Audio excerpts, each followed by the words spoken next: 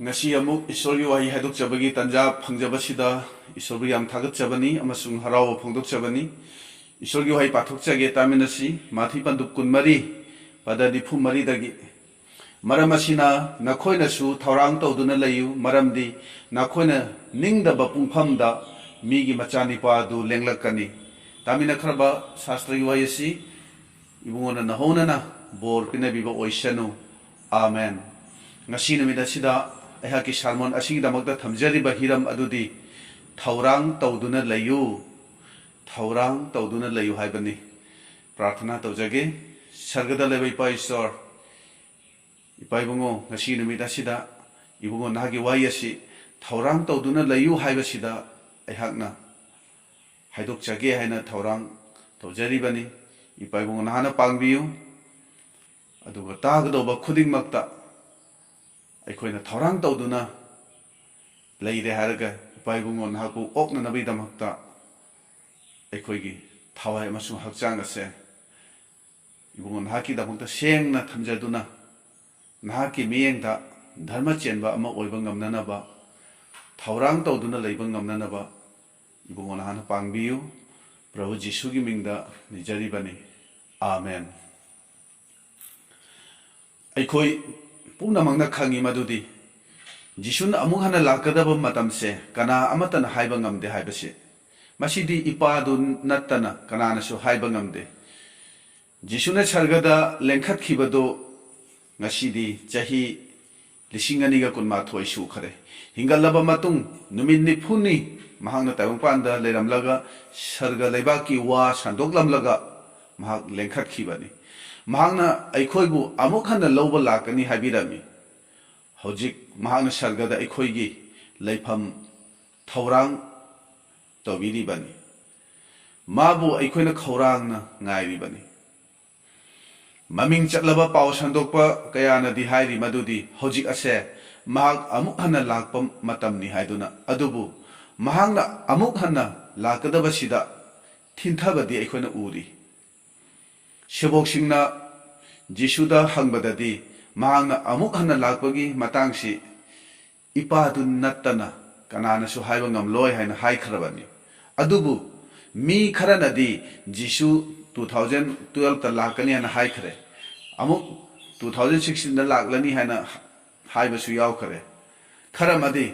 handaki chahi asida ma lakpa yai haina asumna sandokpa su yawri bani aikhoina khangi Christmas yoraglabada aikoi ayambana Christmas ki damakta yamna advance oina harauba langba hawi Christmas numit aduda su chawa thakpa decoration anova phijet leitengba amada Christmas wish taunaduna angang naha ahal umbana numit ado harauna celebrate taunari bani adubu pangthokliba thauram mayam adugi khwaidagi maru oiba Jishuna taibangda lakpagi maram aikhoina mabu thamoi hangdoktuna oknanabagi thaurang tawgadaba adudi mi khara khaktana khangi madugi sermon adusu tagadaba mi singdi thawai yauna tabase watli maramdi mi ayambagi pukningse matamaduda yamna charangnaba matam amani aikhoina numit kayani gi mamangdagi matam asuk changna Christmas celebration gi damak aikhoina sijinari adubu maru oiba numit adugi Christmas ki ishor khurumbagi thoram adudi ngaihaktani minute kuntrani phuda adum aikoi hekta akoi ishor khurumbagi thoram ado losidli bani khandune yengbiu yam khraba sin langliba thoram pareng mayam aduna Jishu pokpagi maru oiba maram amasung aikoi punsina thaurang tawjagadaba aikoi motlaba thamoi sengdok jagadaba adudi maru oina khandre madudi aikhoina kauthokli madugi thamoi thaurang tawbagi maru oiba thabak adudi Christmas celebration gi thauram pareng mayam aduna namsinduna aikoi thamnari bani aikhoina thaurang tawgadaba aikoi thamoi hangdok jagadabado aikoi thauram pareng mayam aduna sin langiba chaba thakpa habi jabi adum mayam aduna ꯀꯥꯎꯊꯣꯛꯄꯒꯨꯝ ꯍꯦꯛ ꯍꯦꯛ ꯑꯩꯈꯣꯏꯅ ꯎꯕ ꯐꯪꯕꯅꯤ ꯉꯁꯤꯒꯤ ꯅꯨꯃꯤꯠ ꯑꯁꯤꯗ ꯑꯩꯅ ꯍꯥꯏꯖꯅꯤꯡꯕꯗꯤ ꯖꯤꯁꯨꯅ ꯑꯃꯨꯛ ꯍꯟꯅ ꯂꯥꯛꯄꯒꯤ ꯇꯥꯏꯕꯪ ꯄꯥꯟꯕꯒꯤ ꯑꯔꯣꯏꯕ ꯈꯨꯗꯝꯒꯤ ꯃꯇꯥꯡ ꯑꯁꯤꯗ ꯃꯁꯤꯇ ꯈꯪꯅꯅꯕ ꯍꯣꯠꯅꯕꯗ ꯖꯤꯁꯨꯅ ꯇꯥꯛꯄꯤꯔꯝꯕ ꯃꯔꯨꯑꯣꯏꯕ ꯋꯥꯐꯝ ꯊꯧꯔꯥꯡ ꯇꯧꯗꯨꯅ ꯂꯩꯌꯨ ꯍꯥꯏꯔꯤꯕ ꯋꯥꯐꯝ ꯑꯁꯤꯗꯤ ꯑꯩꯈꯣꯏꯅ ꯀꯥꯎꯊꯣꯛꯄꯒꯨꯝ ꯇꯧꯔꯦ ꯃꯇꯝꯒꯤ ꯈꯨꯗꯝ ꯃꯌꯥꯝꯁꯦ ꯈꯪꯅꯅꯕ ꯍꯣꯠꯅꯕꯗ ꯊꯧꯔꯥꯡ ꯇꯧꯕꯒꯤ ꯃꯇꯥꯡ ꯑꯁꯤꯗꯤ ꯃꯔꯨ ꯑꯣꯏꯅ ꯃꯤꯁꯤꯡꯅ ꯃꯁꯤ ꯈꯟꯗꯕꯒꯨꯝꯅ ꯑꯩꯈꯣꯏ ꯎꯔꯤ ꯈ꯭ꯔꯤꯁꯃꯥꯁ ꯁꯦꯂꯦꯕ꯭ꯔꯦꯁꯟꯗ ꯖꯤꯁꯨ ꯄꯣꯛꯄꯒꯤ ꯃꯔꯝ ꯊꯧ ꯁꯥꯗꯕꯒꯨꯝ ꯖꯤꯁꯨꯅ ꯑꯃꯨꯛ ꯍꯟꯅ ꯂꯥꯛꯂꯝꯗꯥꯏꯒꯤ ꯈꯨꯗꯝ ꯃꯌꯥꯝꯁꯤꯗ ꯈꯪꯅꯅꯕ ꯍꯣꯠꯅꯕꯗ ꯑꯩꯈꯣꯏꯅ ꯖꯤꯁꯨꯕꯨ ꯑꯣꯛꯅꯅꯕ ꯊꯧꯔꯥꯡ ꯇꯧꯒꯗꯕꯁꯤꯗꯤ ꯀꯥꯎꯕꯒꯨꯝꯅ ꯑꯩꯈꯣꯏ ꯇꯧꯅꯔꯤꯕꯅꯤ ꯁꯦꯕꯣꯛꯁꯤꯡꯅ ꯖꯤꯁꯨꯗ ꯃꯍꯥꯛꯅ ꯑꯃꯨꯛ ꯍꯟꯅ ꯂꯦꯡꯂꯛꯄꯒꯤ ꯃꯇꯥꯡ ꯑꯁꯤ ꯖꯤꯁꯨꯅ ꯍꯤꯡꯒꯠꯂꯛꯂꯕ ꯃꯇꯨꯡꯗꯁꯨ ꯍꯪꯈꯤꯕꯅꯤ ꯃꯗꯨꯗ ꯁꯦꯕꯣꯛꯁꯤꯡꯅ ꯍꯥꯏ ꯄ꯭ꯔꯚꯨ ꯃꯇꯝ ꯑꯁꯤꯗ ꯏꯖꯔꯦꯜꯗ ꯅꯤꯡꯊꯧ ꯂꯩꯕꯥꯛ ꯑꯗꯣ ꯏꯕꯨꯡꯉꯣꯅ ꯍꯟꯖꯤꯟꯕꯤꯒꯗ꯭ꯔꯥ ꯃꯗꯨꯗ ꯖꯤꯁꯨꯅ ꯍꯥꯏ ꯏꯄꯥꯅ ꯏꯕꯨꯡꯉꯣ ꯃꯀꯤ ꯃꯇꯤꯛꯇ ꯊꯝꯈꯤꯕ ꯃꯇꯝ ꯅꯠꯇ꯭ꯔꯒ ꯃꯀꯨꯝ ꯃꯊꯥꯗꯣ ꯈꯪꯕ ꯅꯈꯣꯏꯒꯤ ꯅꯠꯇꯦ ꯀꯔꯤꯒꯨꯝꯕꯁꯨꯡ ꯊꯋꯥꯏ ꯑꯁꯦꯡꯕꯅ ꯅꯈꯣꯏꯒꯤ ꯊꯛꯇ ꯂꯦꯡꯊꯕꯤꯔꯛꯂꯕꯗ ꯅꯈꯣꯏꯅ ꯄꯥꯡꯒꯜ ꯐꯪꯖꯒꯅꯤ ꯑꯗꯨꯅ ꯍꯧꯖꯤꯛꯀꯤ ꯃꯇꯝ ꯑꯁꯤꯗ ꯑꯐꯥꯎꯕ ꯄꯥꯎ ꯁꯟꯗꯣꯛꯄꯁꯤꯡꯅ ꯑꯩꯈꯣꯏꯒꯤ ꯕꯥꯏꯕꯜꯒꯤ ꯐꯣꯡꯗꯣꯛꯄꯤꯕꯗ ꯌꯥꯎꯔꯤꯕ ꯆꯨꯝꯁꯤꯡ ꯍꯥꯡꯗꯣꯛꯄꯒꯤ ꯃꯇꯥꯡ 666ꯀꯤ ꯃꯇꯥꯡ ꯄꯦꯔꯦꯁꯤꯡꯒ 8 ꯈꯣꯡꯕꯒꯤ ꯃꯇꯥꯡ ꯇꯦꯡꯒꯣꯠ 8ꯀꯤ ꯃꯇꯥꯡ ꯂꯝꯁꯥꯒꯤ ꯑꯗꯨꯒ ꯍꯧꯖꯤꯛꯀꯤ ꯃꯇꯝ ꯑꯁꯤꯗꯗꯤ ꯀꯣꯚꯤꯗꯀꯤ ꯃꯇꯥꯡ ꯑꯁꯤꯅꯆꯤꯡꯕ ꯍꯥꯏꯔꯤꯕ ꯈꯨꯗꯝ ꯃꯌꯥꯝꯁꯤꯒꯤ ꯃꯔꯝꯗ ꯌꯥꯝꯅ ꯀꯟꯅ ꯁꯟꯗꯣꯛꯅꯔꯤꯕꯅꯤ ꯑꯁꯤ ꯃꯌꯥꯝꯁꯤꯒꯤ ꯃꯔꯝꯗ ꯁꯦꯡꯅ ꯈꯪꯕ ꯐꯩ ꯑꯗꯨꯕꯨ ꯃꯁꯤ ꯃꯌꯥꯝꯁꯤ ꯈꯪꯕꯒ ꯂꯣꯏꯅꯅ ꯑꯩꯈꯣꯏꯅ ꯊꯧꯔꯥꯡ ꯀꯔꯝꯅ ꯇꯧꯒꯅꯤ ꯍꯥꯏꯕꯁꯤꯁꯨ ꯈ꯭ꯋꯥꯏꯗꯒꯤ ꯃꯔꯨꯑꯣꯏꯕ ꯈꯪꯗꯕ ꯌꯥꯗꯕ ꯋꯥꯐꯝ ꯑꯃꯅꯤ ꯍꯥꯏꯅ ꯑꯩꯅ ꯍꯥꯏꯖꯅꯤꯡꯕꯅꯤ ꯃꯇꯝ ꯑꯁꯤꯗꯗꯤ ꯑꯩꯈꯣꯏ ꯖꯤꯁꯨ ꯑꯣꯛꯅꯅꯕꯒꯤ ꯖꯤꯁꯨꯒ ꯎꯅꯅꯕꯒꯤ ꯊꯧꯔꯥꯡ ꯇꯧꯕꯒꯤ ꯃꯇꯥꯡꯗ ꯌꯥꯝꯅ ꯀꯟꯅ ꯁꯟꯗꯣꯛꯄꯁꯦ ꯃꯁꯤꯅ ꯍꯦꯟꯅ ꯃꯔꯨ ꯑꯣꯏꯔꯕ꯭ꯔꯥ ꯍꯥꯏꯅ ꯑꯩꯅ ꯈꯟꯖꯕꯅꯤ ꯆꯨꯝꯅ ꯄꯨꯛꯅꯤꯡ ꯍꯣꯡꯉꯨ ꯍꯥꯏꯕꯈꯛ ꯅꯠꯇꯅ ꯃꯤꯑꯣꯏꯕꯒꯤ ꯅꯨꯡꯒꯨꯝꯅ ꯀꯜꯂꯕ ꯊꯃꯣꯏꯗꯨꯅ ꯀꯔꯝꯅ ꯄꯨꯛꯅꯤꯡ ꯍꯣꯡꯒꯅꯤ ꯍꯥꯏꯕꯁꯦ ꯈꯪꯕ ꯌꯥꯝꯅ ꯃꯔꯨ ꯑꯣꯏꯔꯦ ꯖꯤꯁꯨꯅ ꯑꯃꯨꯛ ꯍꯟꯅ ꯂꯥꯛꯄꯒꯤ ꯃꯇꯥꯡꯗꯣ ꯈꯪꯕꯗꯒꯤꯗꯤ ꯑꯩꯅ ꯃꯥꯕꯨ ꯑꯣꯛꯅꯅꯕ ꯊꯧꯔꯥꯡ ꯇꯧꯖꯔꯕ꯭ꯔꯥ ꯍꯥꯏꯕꯁꯦ ꯈꯟꯊꯕꯅ ꯃꯔꯨ ꯑꯣꯏ ꯍꯥꯏꯕꯁꯦ ꯑꯩꯅ ꯍꯥꯏꯖꯅꯤꯡꯕꯅꯤ ꯈ꯭ꯔꯤꯁꯃꯥꯁꯀꯤ ꯊꯧꯔꯝ ꯄꯔꯦꯡ ꯃꯌꯥꯝꯅ ꯖꯤꯁꯨ ꯄꯣꯛꯄꯒꯤ ꯃꯔꯝ ꯑꯗꯣ ꯀꯨꯞꯁꯤꯟꯗꯨꯅ ꯊꯝꯈꯤꯕꯒꯨꯝ ꯇꯥꯏꯕꯪꯄꯥꯟ ꯂꯣꯏꯔꯝꯗꯥꯏꯒꯤ ꯈꯨꯗꯝ ꯃꯌꯥꯝꯁꯤ ꯈꯪꯅꯅꯕ ꯍꯣꯠꯅꯕꯗ ꯑꯩꯈꯣꯏꯅ ꯊꯧꯔꯥꯡ ꯇꯧꯖꯒꯗꯕ ꯑꯗꯨꯗꯤ ꯀꯥꯎꯊꯣꯛꯄꯒꯨꯝꯅ ꯑꯩꯈꯣꯏ ꯇꯧꯅꯔꯦ ꯃꯍꯥꯛ ꯑꯃꯨꯛ ꯍꯟꯅ ꯂꯥꯛꯂꯝꯗꯥꯏꯒꯤ ꯈꯨꯗꯝ ꯑꯗꯨꯗꯤ ꯑꯩꯈꯣꯏꯅ ꯎꯔꯦ ꯑꯩꯈꯣꯏꯅ ꯈꯪꯂꯦ ꯃꯍꯥꯛ ꯂꯥꯛꯄꯒꯤ ꯅꯨꯃꯤꯠ ꯊꯥꯗꯨꯗꯤ ꯏꯄꯥ ꯑꯗꯨ ꯅꯠꯇꯅ ꯏꯄꯥ ꯏꯁꯣꯔꯅ ꯅꯠꯇꯅ ꯀꯅꯥꯅꯁꯨ ꯈꯪꯗꯦ ꯃꯁꯤ ꯀꯅꯥꯅꯁꯨ ꯍꯥꯏꯕ ꯉꯝꯂꯣꯏ ꯑꯗꯨꯅ ꯈꯪꯕ ꯉꯝꯂꯣꯏꯗꯕ ꯍꯥꯏꯕ ꯉꯝꯂꯣꯏꯗꯕ ꯑꯗꯨꯒꯤ ꯃꯇꯥꯡꯗ ꯀꯣꯛ ꯁꯥꯔꯨꯅ ꯑꯩꯈꯣই ꯀꯥꯟꯅꯗꯦ ꯑꯩꯈꯣꯏꯗꯤ ꯊꯧꯔꯥꯡ ꯇꯧꯗꯨꯅ ꯂꯩꯅꯅꯕ ꯑꯩꯈꯣꯏ ꯍꯣꯠꯅꯁꯤ ꯖꯤꯁꯨꯅꯗꯤ ꯑꯩꯈꯣꯏꯅ ꯈꯜꯂꯨꯗꯕ ꯄꯨꯡꯐꯝꯗ ꯂꯥꯛꯀꯅꯤ ꯍꯥꯏꯅ ꯍꯥꯏꯕꯤꯈ꯭ꯔꯕꯅꯤ ꯑꯗꯨꯅ ꯈ꯭ꯋꯥꯏꯗꯒꯤ ꯀꯤꯅꯤꯡꯉꯥꯏꯗꯤ ꯖꯤꯁꯨ ꯑꯃꯨꯛ ꯍꯟꯅ ꯂꯥꯛꯄꯒꯤ ꯃꯇꯥꯡꯗ ꯍꯥꯏꯔꯝꯕ ꯈꯨꯗꯝꯅꯆꯤꯡꯕ ꯄꯨꯝꯅꯃꯛꯇꯤ ꯈꯪꯂꯦ ꯍꯥꯏꯔꯒ ꯊꯧꯔꯥꯡ ꯇꯧꯗꯨꯅ ꯂꯩꯇꯕꯁꯤꯅꯤ ꯃꯁꯤ ꯈ꯭ꯋꯥꯏꯗꯒꯤ ꯑꯀꯤꯕꯒꯤ ꯃꯁꯛꯅꯤ ꯖꯤꯁꯨꯅ ꯑꯃꯨꯛ ꯍꯟꯅ ꯂꯥꯛꯀꯗꯕꯁꯤꯗꯤ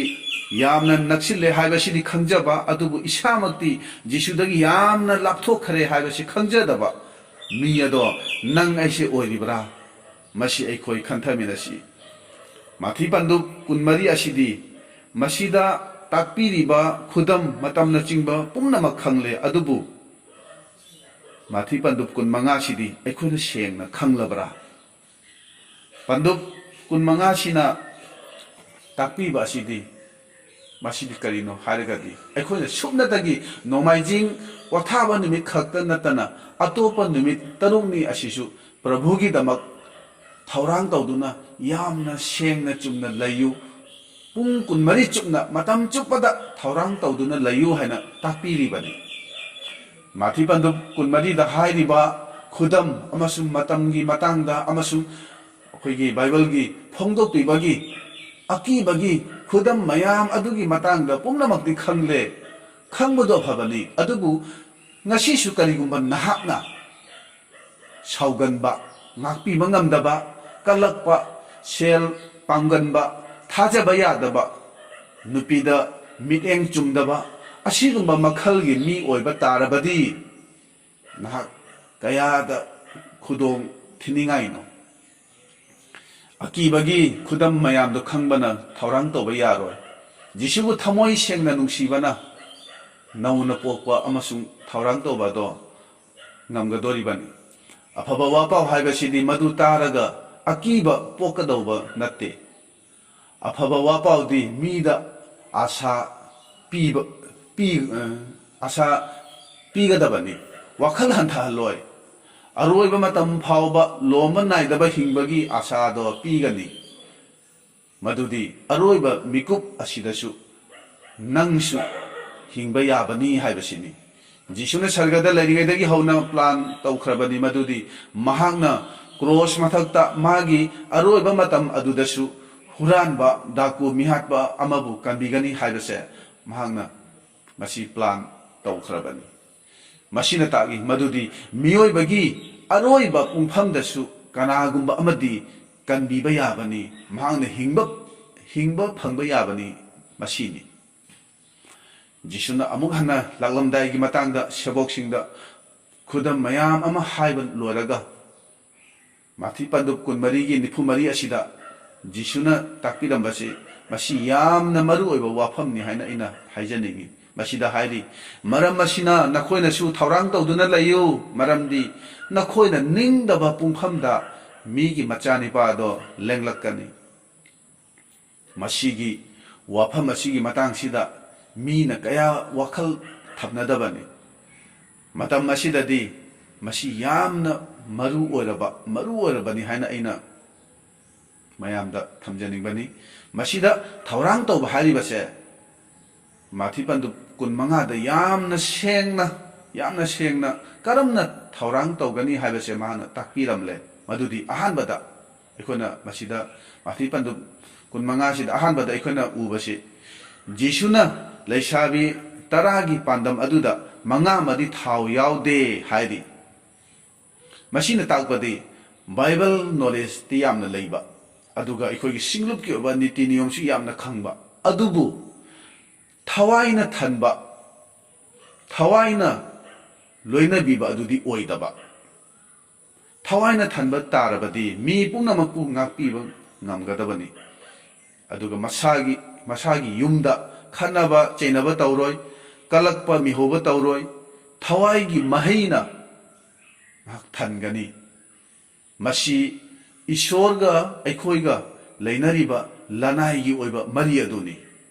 bor oknanaba ngairiba lesabi taragi pandam aduna takpadi nang aina matam masida thawaina thalibra hain haibani natragana akangba thawai akangba sharu polangumna tin kang natraga haingna phawba nakta nakningdraba hakchangda tongdraba adugumba ishorgi kanadraba miyado nahak oribra haina asida haibani mathangda amuk pada kun manga sida mathangda amuk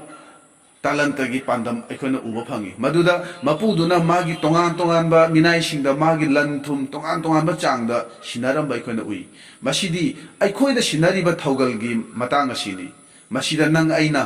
ishorna sinari ba thogal adu thaja ba yana matik chana chakhatpa mawongda tawribra haina masi haibani aduga matungda amuk pada kun manga sida yauga hamenga khaidoknaba aikona ugani masina takpadi nangi singlupka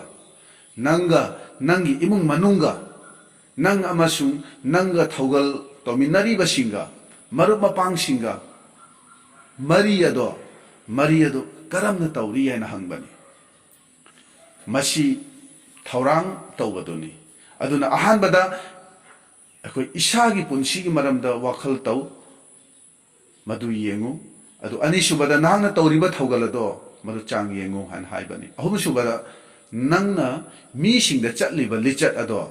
madu yengu madu wakhal taw haina takpi bani aina masi pumba haibagi maramdi Jisu amuk hanna lakpagi maram pumba khanglaga langtakna duna leiba adudagi thaidoraklaga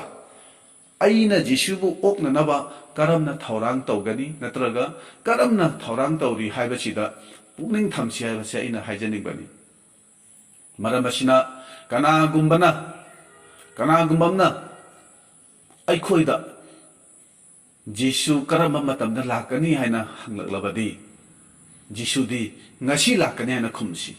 ma ngasi mak aibu lawba lakani haibase mase khanduna masibu thajabaga loinana aikhoi nungti gi punchi marel asida aikhoi punchi ase hingsi haina haibase ina haijani bani numit khudingi Thourang tawduna leibase aikhoi Thourang tawduna leirasi haibase ina haijani bani nungtigi ayuki matamda mathaklomda yengkhatuna prabhudi ngasi aibu lawba lakani haibase aikhoi khansi masina nang aibu hena prabhugi damak sengna leinanaba aikhoida inchin bigani Jisu lakpa naksille natraga chahi kharagi matungdadi soidana lakani asumana aikoi khangadauba natte ngasi maksu ai mahaka unaba yai haina aikoi khansi masigi wakhal asina hena aikoibu Jisu Kristagi damakta aikoibu Thourang tawhanbane haina balai madudi chahi chama punchigani khallaga thabak kanna susi adubu aikoi ase hayeng siba yai khallaga ishor bu chena ningsi haina basu asumna laibibani aduna Thourang tawba haibasigi matangda kharadanga haijakige Prabhu amuk hanna yamna thuna lakani haibasi khangliba aikhoibu thawaina thalibra natraga thawai ya pambada chatlibra haina aikoi chang yengjasi thawaina thanba haibasidi Jisugi mawng matawda hingba amasung Jisugi nungsibana thanna aikoida leibasini ngasidi thajaba isilinaw singi marakta asum aikoina uba phangi madudi machin thiba akampet ngangnaba yu thakba khana chainaba asumana tawba mayam amani yawnari mi kharadi nongaijingi numit khaktadi yamna sengna chumna aikoigi ningna sangda lakani aduga numit lemhauriba numit tarukni adudi tonganba punchi marel amani ai kristani haibasi phawba kawba yauribani mathi pandu kunmanga sida leisabi taragi panda maduna takli madudi thawai asengbana thannabagi damak Bible paba prarthana amasung chara henduna haijabase aikoi darkar oiribani masitana thawai asengbana aikoibu thalhalli Jisugumna hingba aikoibu ngamhallibani aduna aikoi isagi punsi se karamna tawri haibase aikoi yengjasi madudi aibu thawaina chingbilibra magi apambada aikoi hingbibra mobile gi apps singaduda matam kayam aikoina manghalliba aduga ishorgi damaktadi matam kayam aikoina sijinari ishorgi damak matam leitaba mi adugi damaktadi ishorgi thawna biba adusu mi adugi damaktadi leiraroi dobani mobile TV taibangpan bagi wari watai dadi tande tumningdi adubu Bible paba prayer fasting di ngamde karigino maramdi nahak ahangba punsi ahangba thamoi thawaina thadok piramlaba madu yamna kuikraba adubu nasanadi khangjadaba chumna Christian amani haina khallaga hingjariba punsini aduna nahak nasabu yajadaduna ishorgi mangda ishorga phaminaba yamna darkar oi masi nahaki amasung ishorgagi personal relation aduni mathangda amuk mathi kun mangasida atoba khudam amaga hairi masi mathang oina iduna yauribani madudi mapu amana magi minaisingda tongan ba changda akhoi shell magi lanthum sinari masina takpadi nahak pastor evangelist natraga missionary ama oramdabe yai adubu haijaning badi aikhoina thajaba ichilinaw singa unabada wari watai sanabada losilakpada aigi damak prarthana tobiu haina soidan aikoi hainari masi nang aina tawribra haibasini WhatsApp ta kanagumamna prarthana tobiu haina haraklabadi khut lonabagi emojis to piraga loirabra मीदुना पामलिबदु मधुरा हौजिकी मतम असिदा मसि यामना कन्ना अखोई चनरिबने अइना हाजनिबदि असिगुम्बा थौगल मचा मचा असिदा थाजबा याबा ओरिबरा प्रार्थना तौबियु हाइरक्लिबा मीदुगिदमक ममिंग पंदुना खुरु खुदा कुंदुना मागिदमक प्रार्थना तौबिरिबरा मसि अखोई इसा इसादा हंगबा याबने नत्रगा खुद लोनबगी इमोजीस अदुदा अइना दोसिल्लबरा करीगुम्बा नंग अइना पास्टर नत्रगा एल्डर नत्रगा मिशनरी नि खंदुना असिगुम्बा थौगल मचा मचा सिदि अइना तौगदबा नत्ते आइना खल्लबदि नाहकी नफमदगिदि ईश्वरना हेन अचौ अचौबा जगा चादिंग अदो पामगनि मधु ईश्वरना नौदगी पामकनि हाबसे अखोई निंसिंगमिनसि अदुना अहानबदा लनाई पुंसीसे अखोई सेमदोहौसी बोर ओकदा मैरा गाना थांगदनबा थाव मरांग कायना यावननबा होनसी ईश्वरदा मतम पीदुना अखोई नुंगी ओबे पुंसीसे थन्ननबा थाव कंगदननबा अखोई होनसी अदुना ईश्वरना सिनबा थौदांग अदुदा थाजबा याबा ओइबियु हाइना इना हाइजनिबनी मथंगदा अमुक पंदुकुन मंगासिदा अमुक खुदम अमग हाइरि मदुदी महाकना लाकपदा हंगदौरी अइना लामलबदा खौरांगलबदा कैसुम संगदा लैरबदा अइना नारबदा नंगना अइगिदमक करी तौबिखि मसिना ताकपदी नंगना नंगी सिंगलुपकी इचिलिनाव सिंगा थौगलो सिंगा इमुंग मनुंग अहल लमन सिंगा मरुप मपांग सिंगा करंबा लिचत चटली अखोइना खंगी मदुदी मी खरदि असुम येंगबदा थवाइगी मी यामना मानबा अदुबु युमथंगनबगदी येंथिनरी सिंगलुपता अमगा अमगसु वा फाव फजना नांगनदे निगेटिव ओइबा वखल अमदा चटली इमुंग मनुंग फावबा नुंसिनद्री मसिबु थौरांग तौबदी हाइगदरा बाइबल की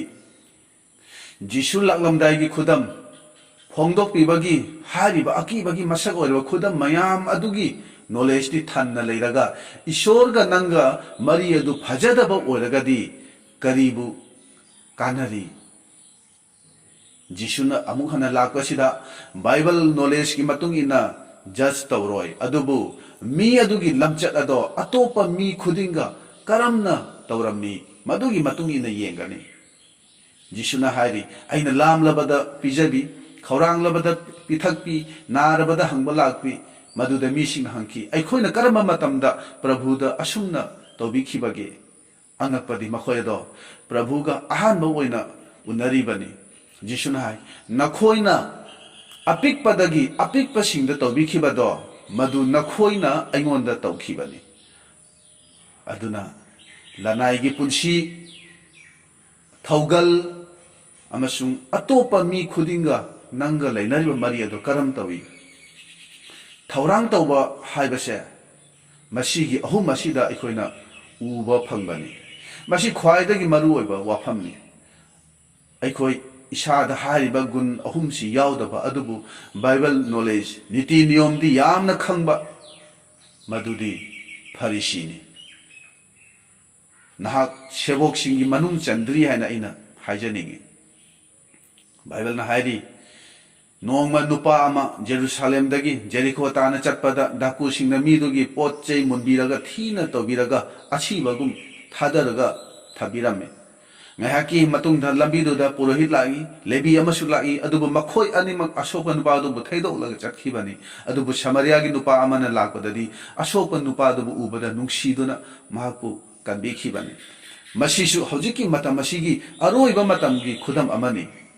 ईश्वर की मीने हाइदुना लैमिनरिबा अखोइ मसेंदी अखंग अहिदी यामना साबा चाउथोकपा नापल यामना लैजबा अदुबु अखोइ इसागी ओइबा मीसिंगदी नुंसीबा ngamdaba अखोइसे हजिक हजिक मसीगी कंडीशन असिनी अखोइसे